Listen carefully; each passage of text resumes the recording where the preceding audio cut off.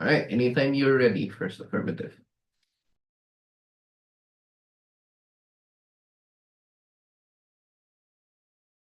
You're still muted. Hi, am I audible? Sorry, I was having a hard time clicking the thing. All good. Thank you. Okay, I'll take PYs through chat. Yeah. Okay,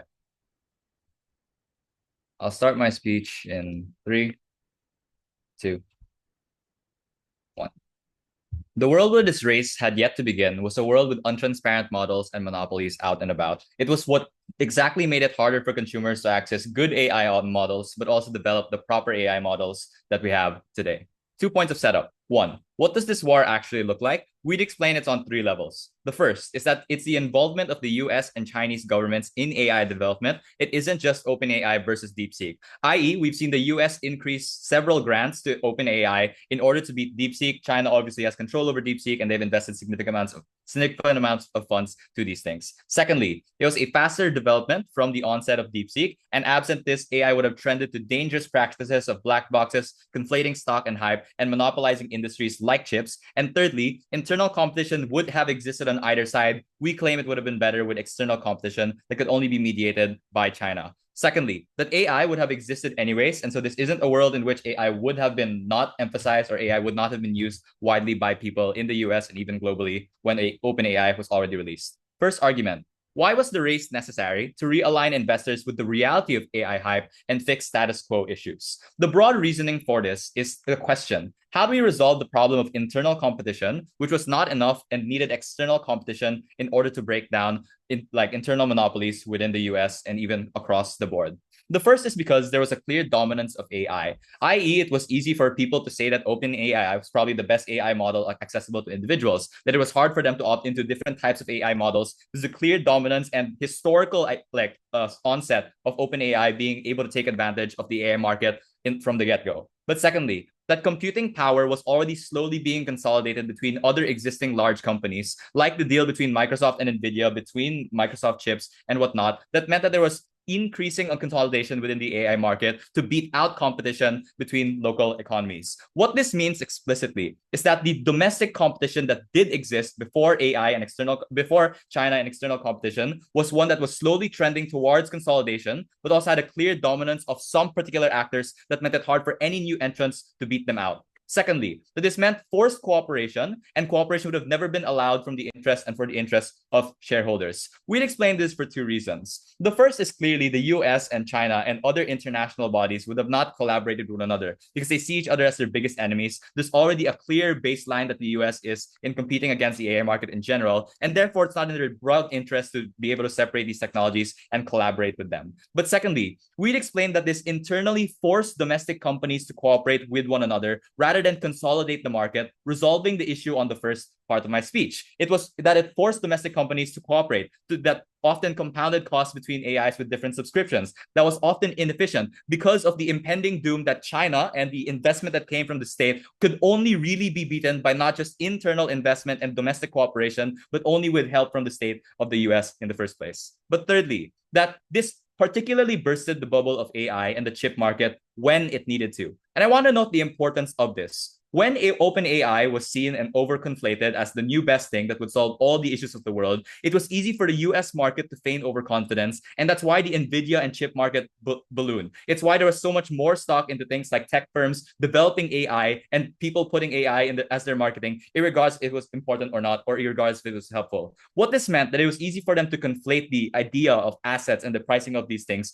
within the market. And so when the bubble popped, it was crucial because it was early enough that it didn't cause an inherent recession in the market because people were already over dependent on AI and therefore caused the economy to crash, but also that people weren't exactly harmed, and it allowed for them to understand and realign their idea on whether or not AI was over inflated or not. But secondly, that there was no diversification because of the reliance that existed, and therefore that meant that AI in and of itself was a little harder to combat and beat out.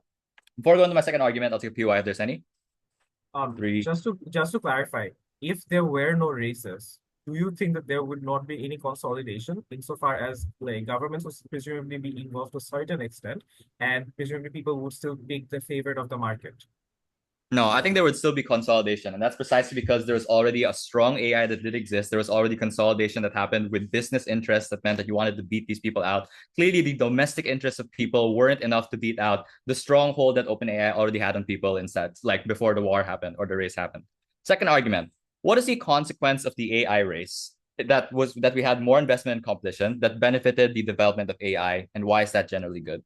The first we'd explained is just easy, right? It was faster development on a scale unprecedented. This was crucially important for several applications for consumer experiences. It was medical applications that meant that diagnoses were more important. It was legal AI that was able to analyze law and the interpretation of law towards different extents. It was new services like the simplest conveniences like Uber and Grab Marts that were a consequence of AI connecting consumers to producers to not just exist, but also to be much more accurate and much cheaper and accessible. What this meant was for the average consumer, anything that integrated AI, even if capital was a lot more expensive, would eventually trend towards not just cheaper things, but also more accessible and much more quality services that generally benefited their life. And this was often important in things like saving things, like where speed was important, especially in medical diagnoses, or even the convenience of people, especially in times where the economy was like in shock and it's hard for them to access different types of things because of like little to no time.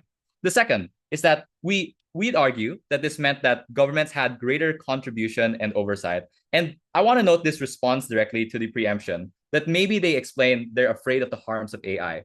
What we'd explain is that it's precisely because US and China are now investing into AI that people like Trump, who runs on bolstering the job market, are now able to use AI to achieve the natural interests as opposed to allowing for AI to tend to quick automation, i.e., AI applications in agriculture that would have never been invested in without the investment from the government, or automation that would have happened with governments not allowing for oversight and more contribution into these things. Very clearly, because governments already have the interests of their people in mind, it is just much easier to believe that when governments collaborate with AI, not only would they develop in a much safer way, but also in ways that would develop appropriately with what the job market needs and what people individually need. But lastly, it's that this just tended towards better transparency within AI and AI development as a whole. The issue with OpenAI was that it did not provide the code, which, one, is the reason why it started to lose to DeepSeek, which meant that there was a significant pressure to increase more transparency, which is why DeepSeek was better, because many people could collaborate with the code. But secondly, that the converse is true, that China, being untransparent and censorship, now forces them to be more transparent and gives people options, because now you're competing not just with your own internal domestic AI that you could access and therefore monopolize, but also with international AI that different types of people could cooperate on and collaborate on. What this meant is that AI was not only more transparent, didn't tend towards black boxes, and was more understanding to people, but also the very nature of information that AI gave you was more transparent and much better accessible. All these reasons explain to you why we're winning this debate. Propose. Great, thanks. Let's move to first on. Hello, am I audible? Yep, loud and clear. All right, let me just try to open my camera and see if this works. I don't think it will. Can you see me? Not yet. Probably still loading. All right, I'll just turn off my video. My internet connection is not that good. All right. Cool. Give me a few seconds.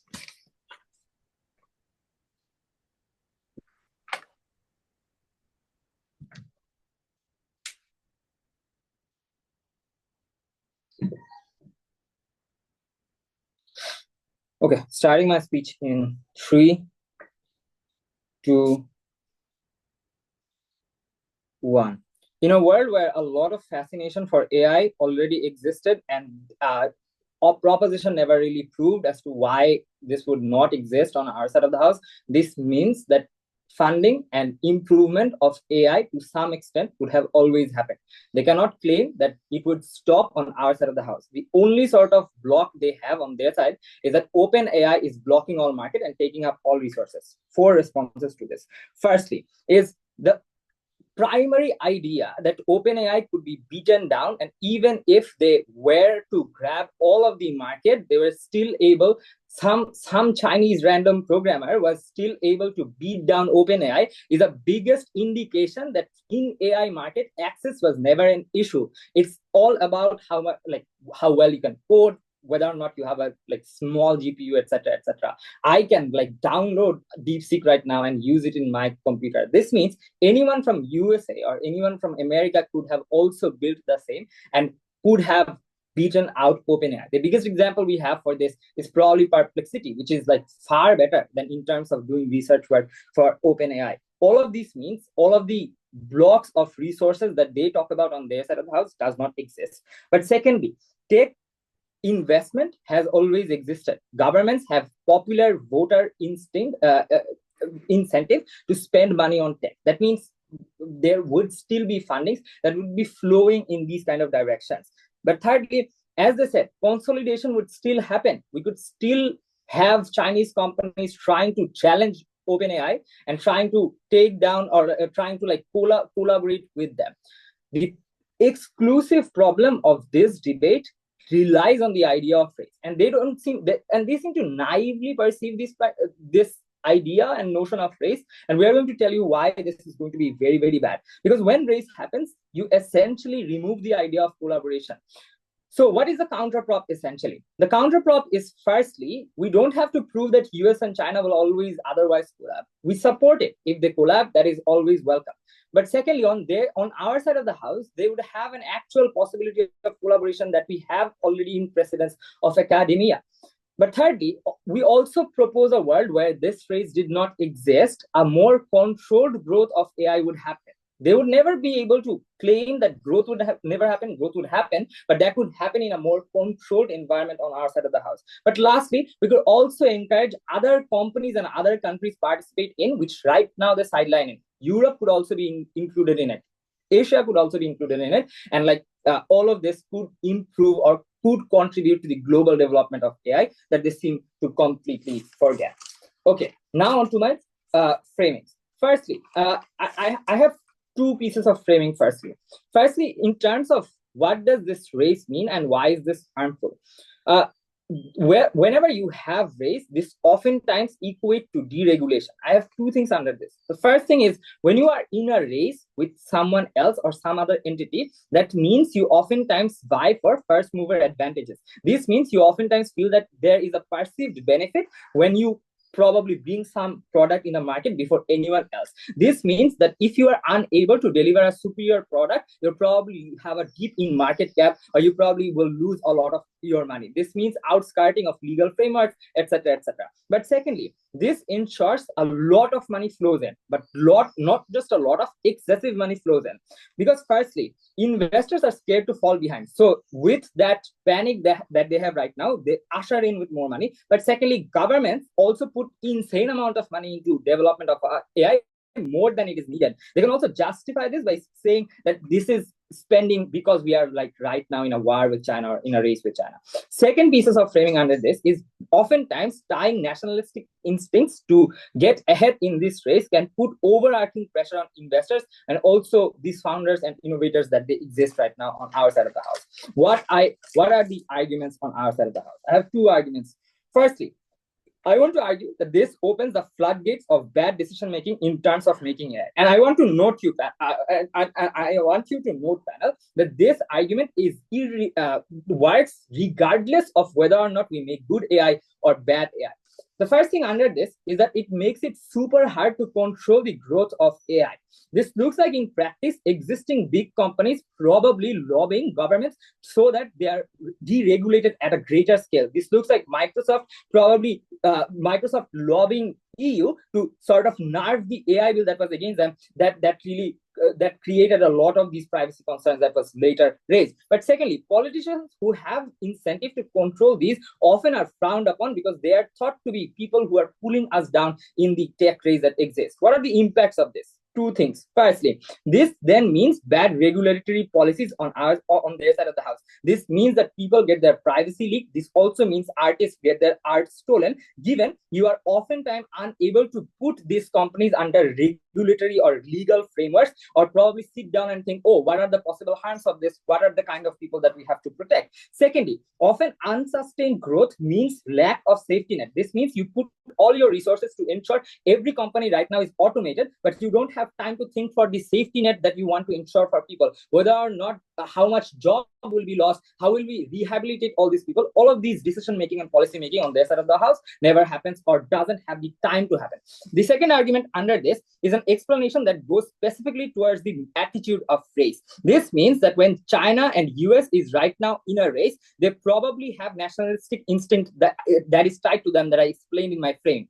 What is the comparative and what happens when there is no race? There will be probably a slower control development that is more focused on academia. This would look like developing AI that helps you create better research, helps you write a better CV. But on their side of the house, now this is tied with nationalistic instincts. This can be used in the race of arms, given that is the biggest perpetual fear that they have right now. What are the impacts of this? You have increased usage of AI in weapons right now. Things like face detection systems or drones that are highly able to target and kill mass people in Palestine happens on their side of the house more, because right now it is connected with nationalistic instincts, and strongmen can force these kind of things to happen. Lastly, very smallly on financial speculation. Ideas are bullshit, but VCs buy into this. Even if they have concerns, they probably nullify that. So we have a lot of random scam AIs popping up. But secondly, oftentimes you have far more importance on stock market than you should have. Things like Nvidia and OpenAI has a lot of stock that dips randomly on their side of the house, and that harm is incurred by every average American that exists on their side of the house. I'm so proud to propose. Great, thank you. Second prop.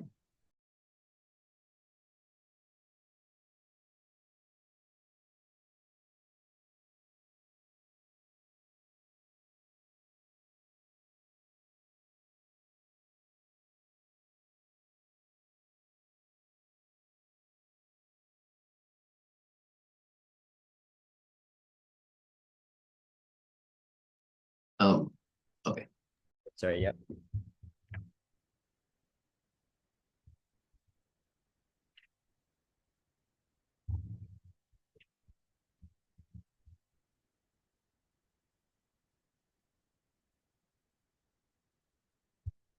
All right.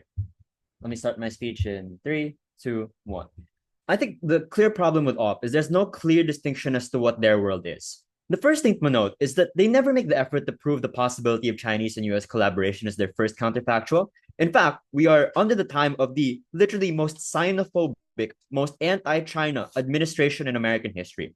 It is so very easy to frame any American company that wants to collaborate with China as one that is giving your data to the Chinese, and therefore you should go against them as the American people. As a consequence of this, and in a motion where there's little to no fiat that is provided on either side, you cannot believe this to be the counterfactual.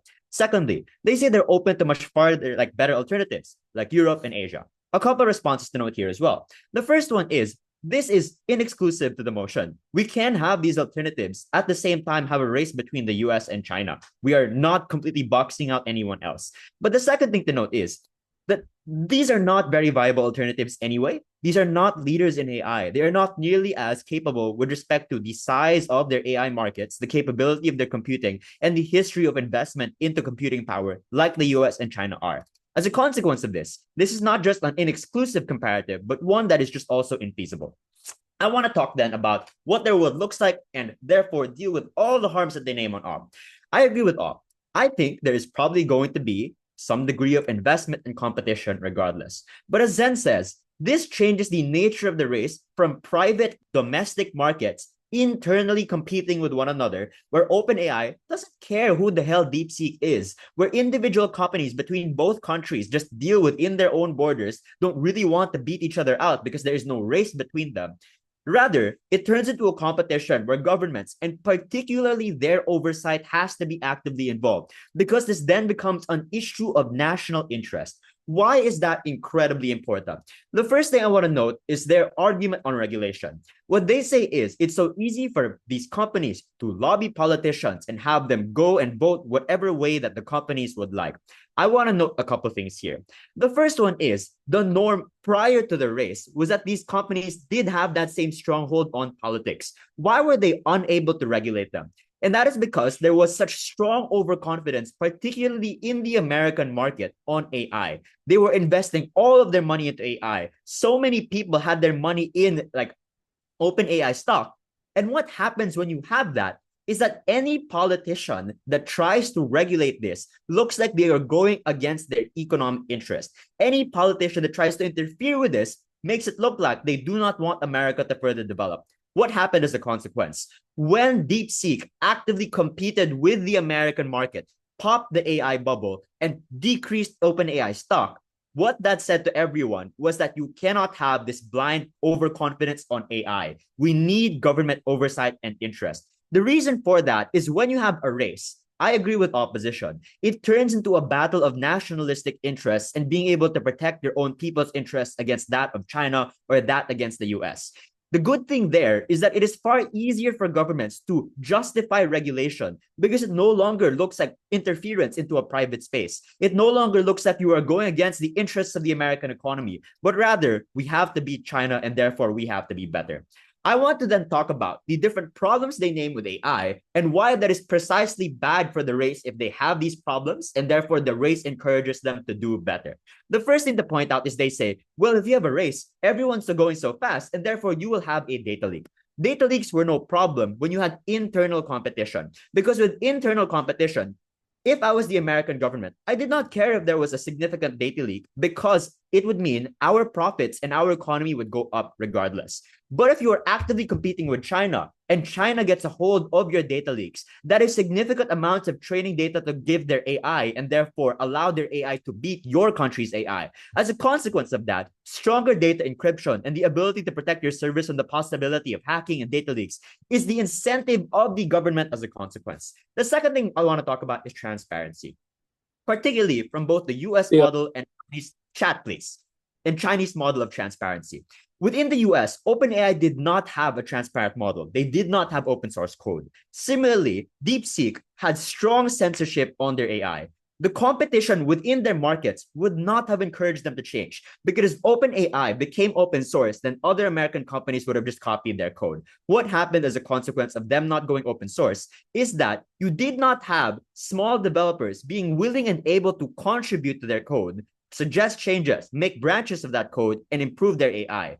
DeepSeek had that. They were open source and they then significantly beat out OpenAI with a fraction of the cost because individual people were making contributions. The opposite is also true. Because DeepSeek has such strong censorship, they look like a bad AI model because they can't give you more information. When you have conflicting interests between both the US and China, they force each other to get better and fix the problems within their own very AI models. Rather than if DeepSeek only existed in China, only cared about the Chinese consumer, then they would have stayed with the censorship because all their domestic competition was also just people who are censoring their models anyway. I'll take the POI now. Just in general, do you support nationalism? That's irrelevant to this motion. What we're saying is this a far better encroachment on private interests that have dangerously affected the AI market. We don't have to make this a debate about something unnuanced like opposition is doing. I want to then talk about the last thing, which is that if AI is going to develop at a faster rate and to a far greater rate, the involvement of governments not only improves the way in which it does that, but also directs the way in which it does that. Meaning, you can't just have governments put so much money into the AI grants and then expect nothing in return. Obviously, Trump and people who make an emphasis on providing good deals to the American people need some kind of return, which is why these grants are not just random government money that is going to a private company. You are directing the development of AI towards government solutions and like public interests.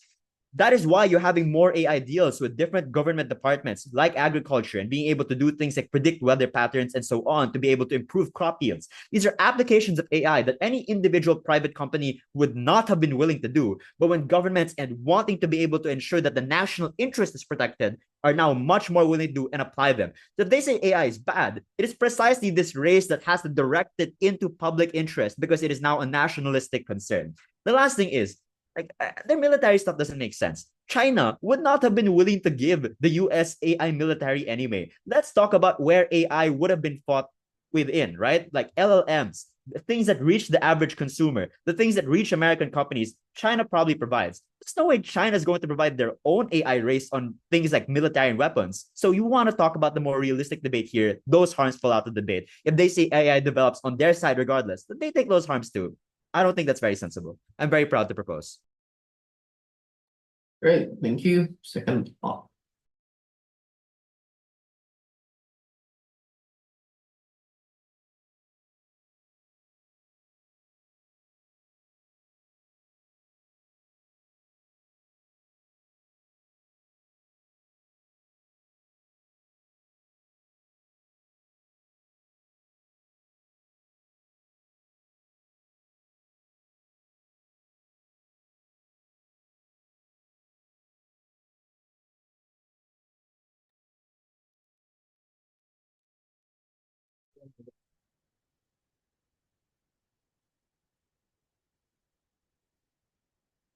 So, I want to go. Yep. Cool. I'll take viewers in the chat.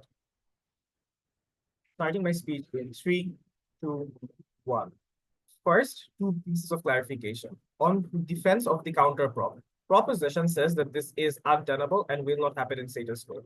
This motion, as proposition to support the status quo, is similar to a narrative motion where it's just sufficient for us to say that the status quo is hurting individuals in the present. That in and of itself suffices our burden. But we go a bit further and tell you that on the counter prop, there is past precedents of this happening. The US and China have collaborated in terms of academia, in terms of international space centers. But secondarily, we just do not need to have a race in the first place. In isolation, let's say the US can just have its own AI market. China can have its own AI market as well. Necessarily, there is no direct competition between these two entities from these two countries. Presumably, that does not constitute a race, but there is still growth which is we concede is slow and but a bit more regulated. But secondarily, DPM says that the counter prop is not exclusive. They can have that as well. We would posit that that is just not true at all. If it is a race, then you are presumably antagonizing the other party. So therefore, there is no collaboration. There is no information sharing. There is no sharing of resources either. So presumably, you can't have both of these things under proposition.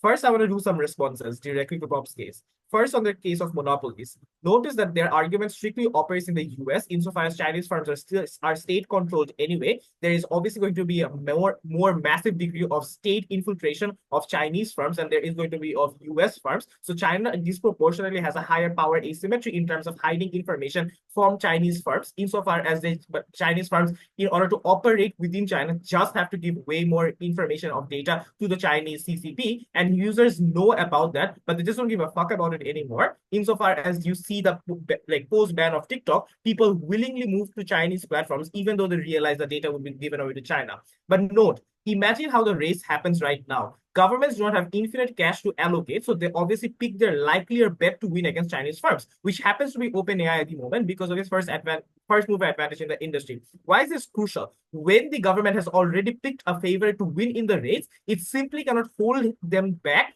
by doing, let's say, regulation, because by proposition's own premise, you require faster, swift development of AI. The implication here, therefore, becomes that where is this? Right. Well, the implication here becomes that this politicization of issue is problematic insofar it gives incentive to governments to concentrate resources to get a guaranteed winner as opposed to letting the market work as it should. Secondarily, investors are also biased to external manipulation of optics. The buzz amidst the race right now still happens surrounding OpenAI. So, for example, the power fight between Sam Altman or other board members, or the marketing around OpenAI, and also just huge pools of cash that it gets from private investors. The implication is Prop wants to have competition, but it still failed to demonstrate empirically why competition exists to a large extent, insofar as OpenAI still does have a monopoly, even within the frame of the current ensuing AI war.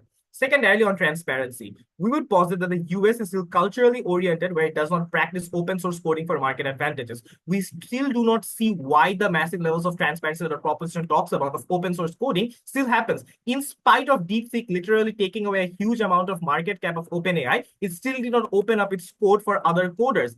We would actually flip this and say that we're not stuck in a race. Rather, the notion is that collaboration pulls all of us up through the bootstraps. Then we ought to help each other as much as we can. That's when you have open source coding and more transparency. First thing on user convenience. Prop's claim is that faster development gives access to good AI for people. Our first strategy would be that we can still co-opt this benefit. It's nothing exclusive. Insofar as there's resource concentration for the most strategically positioned AIs to actually provide better services. Prop's claim here would be, but you have market consolidation or monopolies. Why is that necessarily bad? Insofar as you agree that AI is a social utility that has serving positive benefits for consumers all across the world, even if you do have a monopoly, it does not presumably mean that if you become way too big, you can exorbitantly price hike insofar as people would still you still need opt-in from consumers. So obviously, there will be some degree of affordability. The generic arguments against monopolization do not operate here insofar as when you have larger AI, it becomes easier for governments to regulate insofar as the governments know that who are the big players, where are the major data centers, who are the people who we need to regulate more and more. Under proposition, there is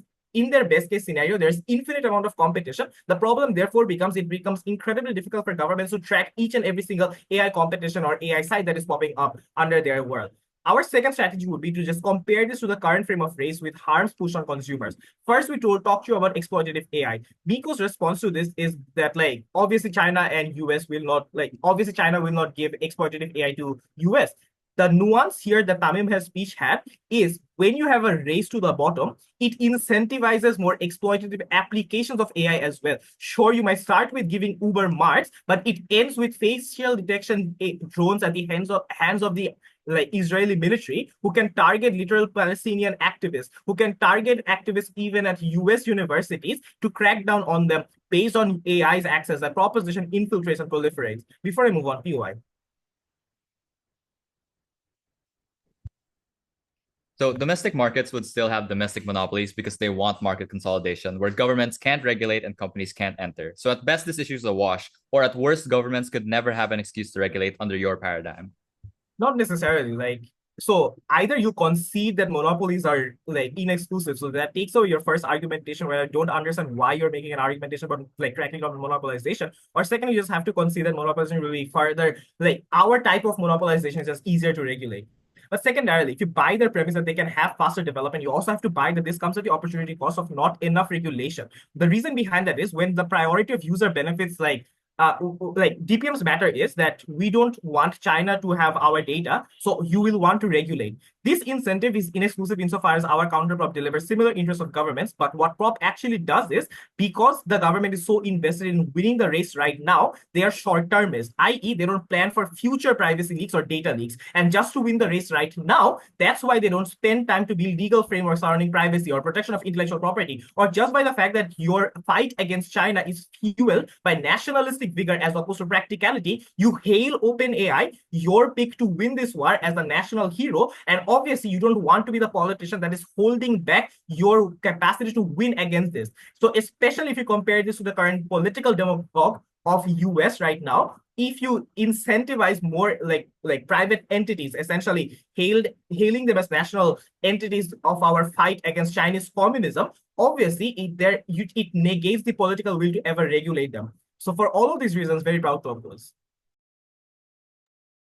Right, thank you. Third prop.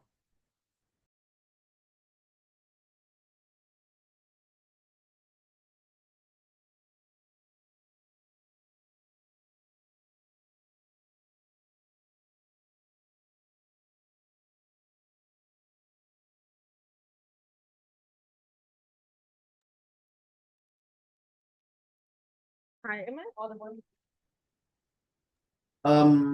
Voice is a bit distant. Can you try saying something again? Is this better? Much better. Thank you so much. Okay, I'll take POIs to the chat, please.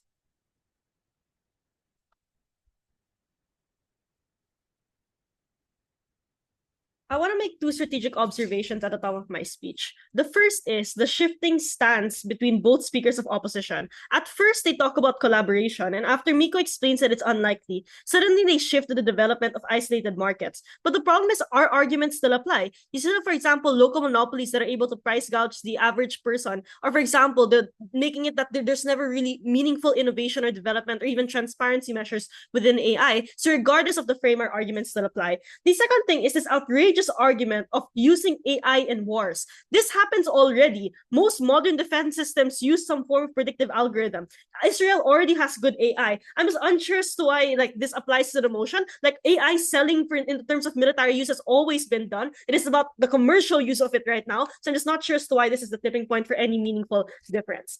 I have two questions. The first question I want to ask is, where does AI benefit people more? Then secondly, I want to talk about the stability of AI markets. Let's talk about the benefit to the people. The first sub-issue here is optionality. What we explain is that AI is imperfect. It will always probably be imperfect. The difference, however, is that people can choose and select which ones to use for specific purposes. For example, if you want research, you'd use ChatGPT. But if, for example, you need coding or, for example, more processing power, you'd opt into DeepSeek. This is important because insofar as individuals probably use AI for different things, that also means that these companies have the incentive to improve these services to beat out, for example, bad practices that currently exist. There's no response to this. And the reason why this is important is for twofold. One, At this point in the debate, they give no structural reasons as to why government regulation is likely to work or likely to form or be created in the first place. Insofar as we are unsure of what government regulation is or why it's good, the best thing then is to make it that companies regulate themselves. But the second thing is that even in the worst case where there might be some form of inefficiency, if people can use AI in more variety of ways that help their life, then presumably that is an important metric in today's debate. Secondly, let's talk about transparency. We talk about this in a lot of ways. You talk about, for example, how this forces companies to be more transparent about the ways that they collect data, how it, for example, breaks the mystery of the black box, that you now have to understand the trajectory of the development of OpenAI, because otherwise people will not opt in to investing in that company. What are the opposition pushes here? The first thing they say is that first movers advantage erodes regulation. One, I'm not sure as to why regulation works. And in fact, the analysis of Mikko is still standing because there's no response, which is that individual politicians are unwilling to regulate AI because it is the threat of popping the bubble. It is the, for example, possible reputational backlash of destroying the American economy in which a lot of states and individuals are reliant on. So insofar as there's not an overwhelming pressure, i.e. national security interest, for example, to crack down on AI, you as an individual politician are unlikely to. That's how we flip it. But in the worst case, for example, where there's no government regulation, we explain that one, corporations can regulate each other. But secondly, this is important. If we force companies to be more transparent, so for example, we force OpenAI to actually become open source, we force them to release their codes, it becomes easier to regulate because there's less ambiguity on what actually happens in the platform. So it's easier, for example, for specialists to understand where, for example, do we set the line of data privacy, etc., when a lot of this information often right now is gray. The last thing I want to talk about then is on the speed of development. First thing I want to point out here is this point on losing jobs to automation. One, as technology has always progressed, it has created new industries, especially if this is a race, as they say, which is likely to be very, very fast. This means that the US and China are likely to create markets or, for example, more employment opportunities for the average person because they need to, again, beat one another. But the second thing I want to point out here is that people use AI to actually better, like to make it that their jobs are, for example, easier. So, for example, not instead of doing bitch work, you're just more likely to offset that to an AI. So the work that people are allocated to is oftentimes less dehumanizing or, for example, higher paying in nature. The second thing I want to talk about then is this unwillingness to regulate. The first thing is we directly respond to this. The government will be more involved with the process because it becomes an issue of national security and national interest. But the important thing here is that too much regulation, if we take their best case, can often be bad because it hinders development. Because, for example, it comes at the cost of access. If you're putting fines on OpenAI, for example, to limit their development, oftentimes it means that they're likely to offset that price to consumers because they aren't able to maximize their profits right now to the extent that shareholders want. So even in their best case of regulation, they fail to link it as to why it's important for the people to have that level of regulation. I'd say that it's actually counter-intuitive. The last thing they say in the end of the speech is short-termist incentives are bad. One, unlikely. This is a long-term geopolitical strategy because the US premises itself on maintaining its status as the global hegemony and combating China. So I'm just unsure as to why parties are unlikely to push for long-term policies. But the second thing, I think this is actually a bipartisan issue. So even Biden, for example, tried to compete China on the market of EVs. So even if, for example, Trump doesn't apply, there's still likely to be some continuation of policies, which means that long-term policies and long-term changes can happen. Before I go into the second question, go ahead. In your speech, at 2 points, you once say that corporations will monitor themselves. At another point, you say that you will force OpenAI to release their code. Both of them can be simultaneously true. No. So one, governments can force OpenAI, but secondly, even if that doesn't apply, the presence of DeepSeek, when a lot of people turning to it like companies or users because they think it's more transparent, will force OpenAI to become more transparent. So two different mechanisms that exist on two different cases, all of which still prove higher outcomes exist. Let's talk about the stability of the AI market. The first thing we want to talk about then is domestic competition. The first question, why does it have to be international? What we explained through a lot of reasons, OpenAI is incredibly strong. It has to be China. It has to be another form of AI that has significant amounts of state investment and state support in order to beat it out. For example, ChatGPT has the investment. It has consolidation of resources due to the monopolization of Microsoft. It has market dependence, which means that, for example, it has overwhelming leverage over the vast majority of countries and companies that use its services. The second thing I want to explain here is why government incentives get actually better under our side. So the reason we give you down the bench is one, it becomes a matter of national interest. So it becomes far more urgent. But secondly, and this is important, it it allows for government jurisdiction in these places. Because previously, AI was seen as a private sphere that the government should not meddle in. Insofar as, for example, it now becomes a public matter, it gives the government more jurisdiction to intervene if they want to. But the third thing is that currently there's no incentive to make it better for other companies. Why? Because investment stays in the same market. So even, for example, whether it's in OpenAI, whether it's in Bard, whether it's in a small company, all of that stays within the US market. US politicians benefit from it. Under our side, there's a threat of divestment to Chinese markets. So there's an incentive to make the US market better for investors as well. But more importantly, we give the flip here. If they want to talk about domestic consolidation, currently they have no incentive to share their code with one another. How do you promote that? You have a foreign enemy and you have massive amounts of state support for the consolidation of, for example, one super AI from the United States, which means that you get the benefits of consolidation if they want to run that. The last thing then is overconfidence and bubbles. Their only response to this is that fear leads to overinvestment. One, status quo isn't overinvestment. They have to prove as to why they solve that problem. But secondly, we have degrees of diversification. So we have more companies for investors to choose from. We have the access to foreign markets. Which is that even if it is overconfidence, that risk is applied to different areas and different markets. Those reasons propose. Right. Thank you. Third call.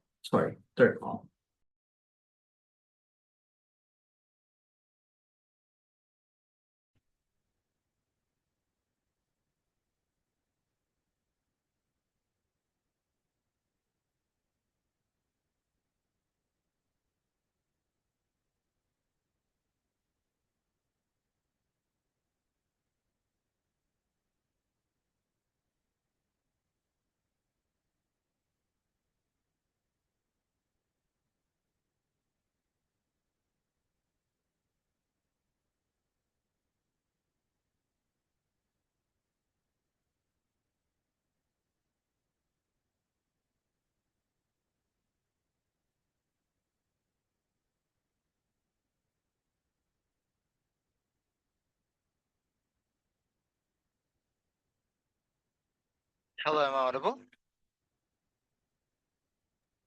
Yep, loud and clear. All right.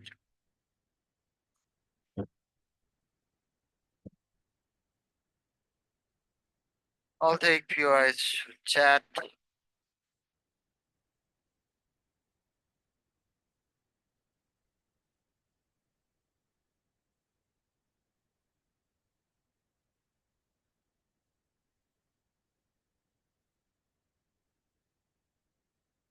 Starting my speech in 5, 4, 3, 2, 1. Firstly, in terms of observation, they tell us that we have a key shift in the second op, but what we tell you is even in our worst case scenario, you can have isolated growth. But we have still had collaborations in terms of space centers, in terms of academia. So we have past precedents of these countries working together in order to have better research and development in areas that may help both of the countries as a whole.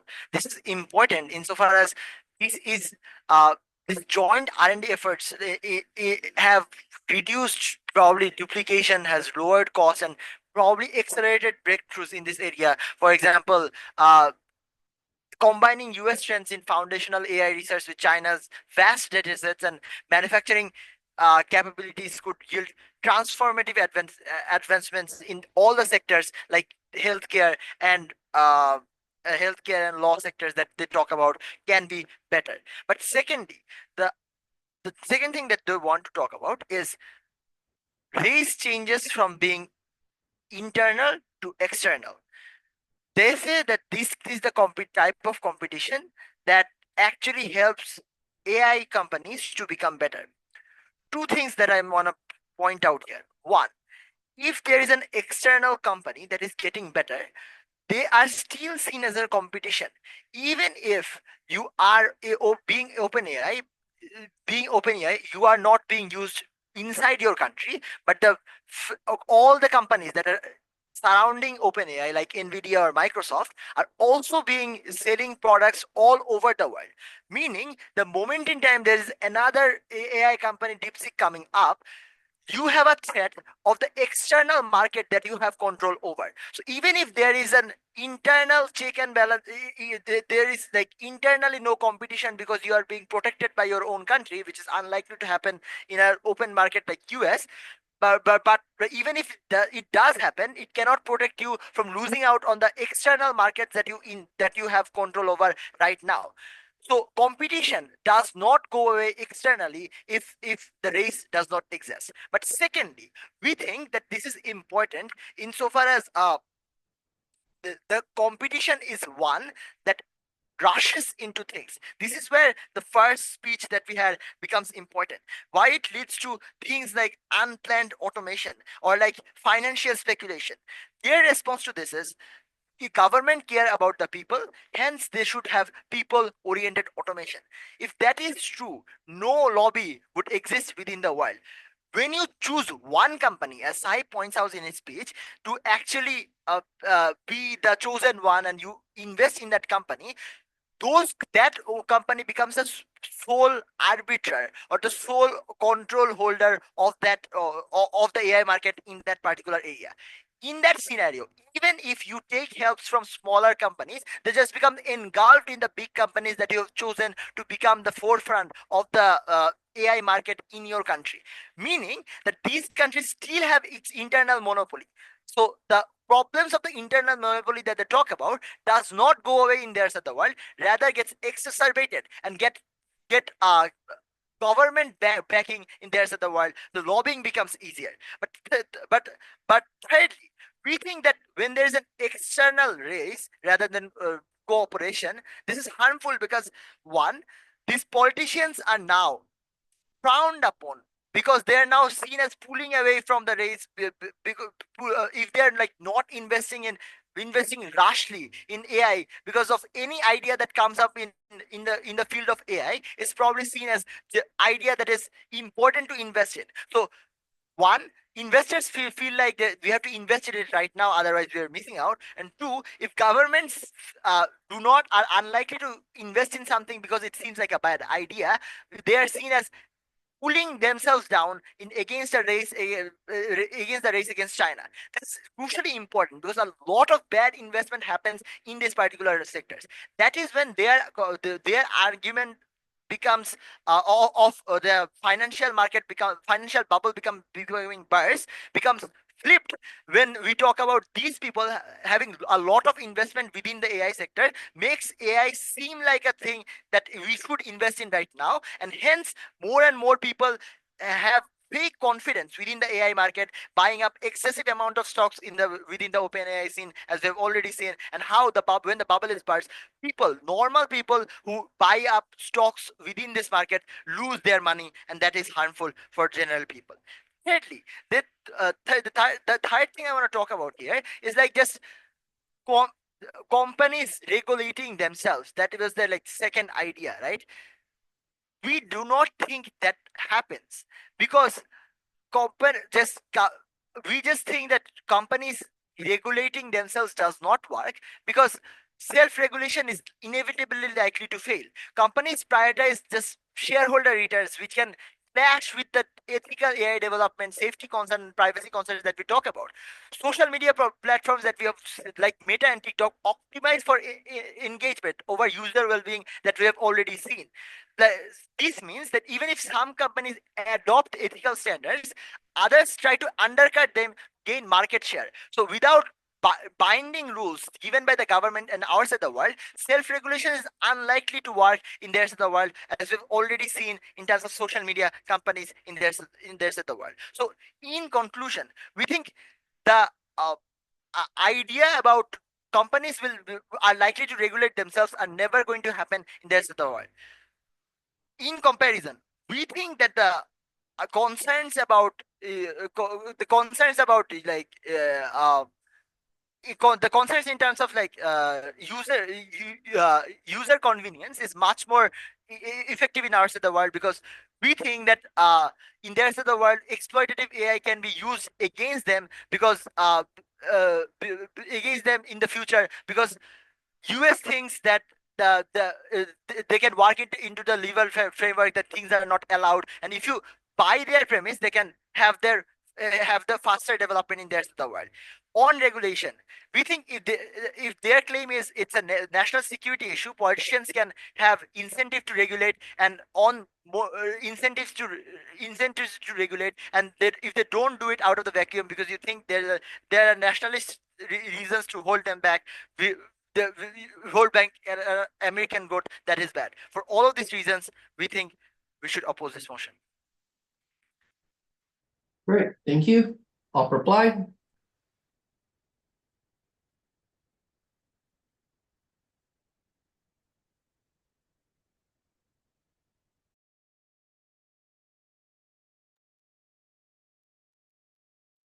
Hi, am I audible on this one?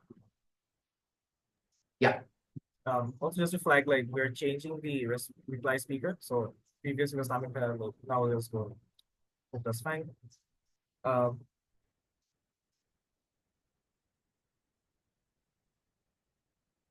Starting in 3, 2, 1.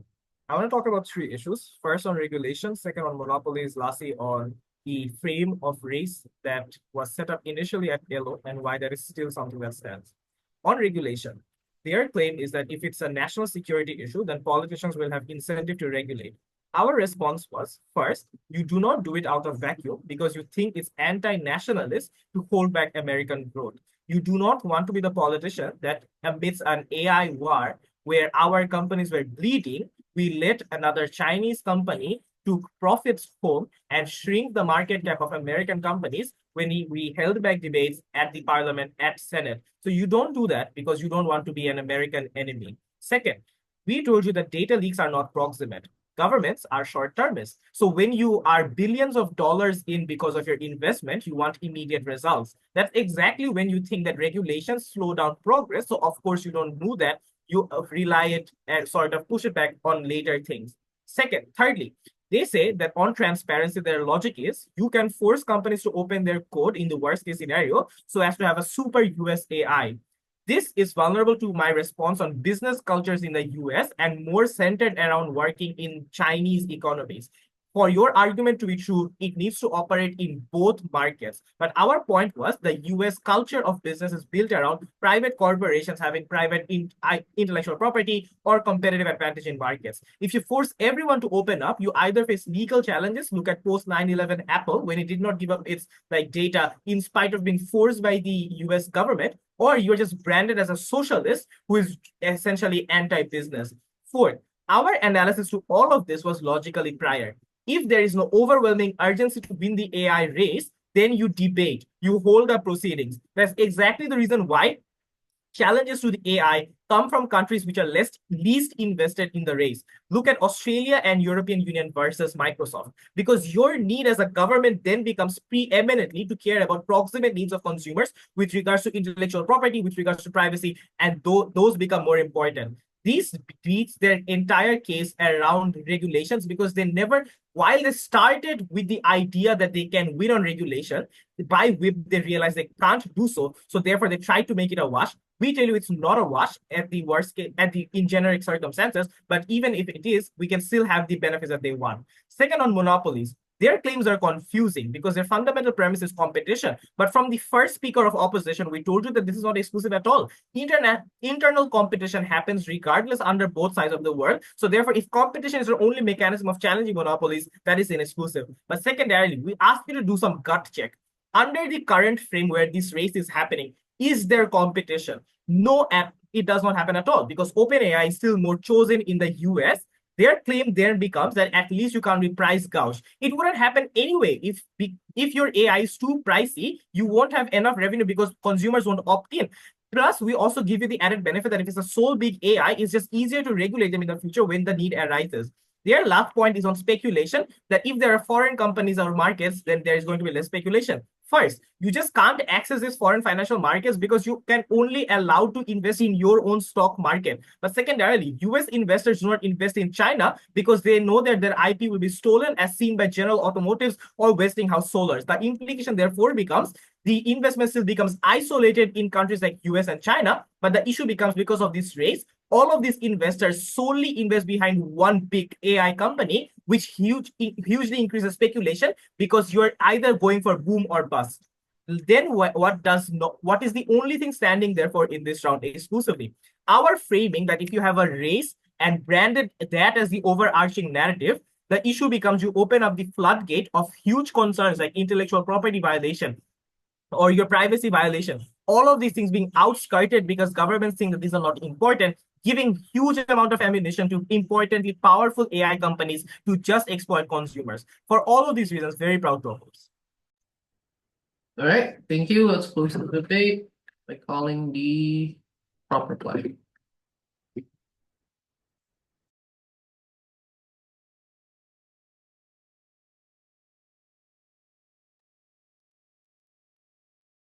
Hi, can I be seen and heard? Yep. All right. I'll start my speech in 3, 2, 1. I want to discuss every counterfactual op names and the weak mechanization that accompanies each one. The first thing is PM tells you, right, that the internal monopolization of AI has gouged customers, provided no transparency and limited consumer choice until DeepSeek came along. To which LO says that while some random Chinese coder beat OpenAI, there is some possibility for competition. I can literally download DeepSeek on my phone, so the number of resources don't matter. Firstly, this is the equivalent of saying I can download Facebook on my phone, and therefore Facebook must be very easy to run and operate, which is clearly untrue. I want to compare the analysis between PM and LO here, because what PM says that domestically, OpenAI has consolidated every single part of the AI chain, whether it was Microsoft buying some stake within NVIDIA, the chips manufacturer, and the computing power behind AI training, all the way down to the AI services it provides. The degree of consolidation is so large, and this, I think, is far more believable. Versus, the only way to be able to stop it is not some random American coder with no resource and no backing that they're hoping comes along someday, or some state-funded Chinese firm like DeepSeek. This is not some random Chinese dude named DeepSeek who is better able to compete with OpenAI because they can back the initial losses. As a consequence of that, Chinese competition was necessary to stop this monopolization and consolidation. Secondly, I think particularly at Upwip, they focus on collaboration as the alternative. But really, their only proof is we've done this before with academics and other things. Not only do we explain that this is a fundamentally different issue because it is a concern of national security and economic interest that being an academic is simply not equivalent to, and therefore the degree of willingness for collaboration is just not equal for this mech. But secondly, maybe that was before, but this is the most anti-China administration in American history. You cannot believe that Trump will so willingly allow companies to give American data and American goods and technology and services to some Chinese company. This also explains why the wild argument on drones does not work. Not only does Riva at WIP say that this is not mutually exclusive, because you're talking about Israel, one of the most technologically advanced countries in the world, but also China is very willing to give DeepSeek to some American company or some American citizen, but will never be willing to give an American government Chinese drones and military weapons. That is a ridiculous comparative to name. All of this to lead to our argument on regulation. And this is why I bring up the two worlds. Because I first want to note, there is then very little positive argumentation to explain that we would actually end up regulating them on their side, because they still concede if they operated within their own little domestic markets. In America, given the consolidation, and we've given negative reasons for this as well, when you have a monopoly and overconfidence in the AI market and the AI bubble, we'll take the harm that Upwip names. Maybe we popped it. Even from Zen, we explained that we popped it quite early before the American economy was too reliant on it. The important bit there was that we now have the confidence to regulate it because Chinese competition can come in and easily pop it. We need to find ways to ensure that our AI is not one that's going to completely and fundamentally alter the way the economy works. Whereas on their side, if you have a monopoly that's giving everyone jobs, that everyone is invested in and has so much money in, you're afraid to regulate that market, and therefore you do not want to enter into it as a government. Versus on our side, when you say it is a war, it is of national interest, we need to find a way to direct where these resources are going. We'll give you grants, but you have to do what we want. And that, as a consequence, leads to far better regulation. At best, they say, when you regulate, governments don't get their return, and they will not be able to get all the nice things we want as well. A few things. Number one is, this is a profit-oriented approach, right? Not a governmental approach that they're talking about. It is investors that want immediate returns, not governments who, as we name, have a series of other interests that they might force you to do, like collaborate with government departments and make sure that you are contributing to AI in that regard. Secondly, is that they have to protect American interests. And so if there is a data leak, no government will say that's fine because we profited, because they will get voted out as a consequence of that. They have a very naive kind of approach as to how governments and companies work, and I don't think they meaningfully prove a counterfactual. I'm very proud to propose. Right. Okay. Thank you everyone for the debate. Cross floor, shake hands.